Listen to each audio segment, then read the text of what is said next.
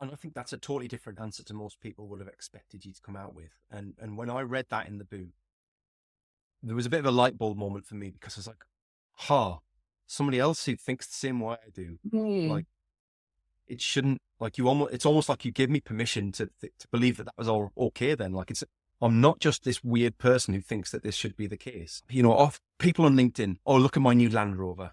Hmm. Brilliant. I'm over the moon for you. Look at my new house. Brilliant. I'm over the moon for you. Are you happy? Because I think, to your point, a lot of people confuse the word happy with the word joy, and they've got in their head, it probably means the same thing as what you're talking about with joy, right? Are you happy?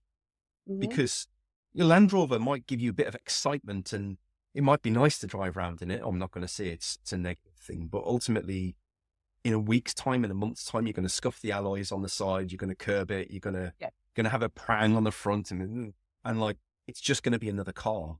Yeah.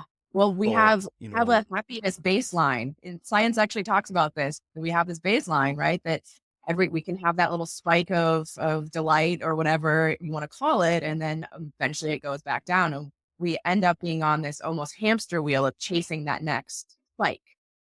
Whereas joy is this kind of, it's not always calm. You can be excited in your joy, but it's this thing of like, am I really, immersed in my work right now? Am I really present? Am I I mean, people talk about flow. I think flow and joy are very similar.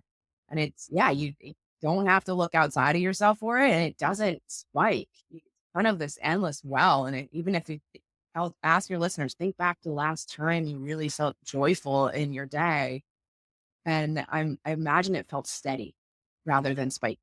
absolutely, absolutely.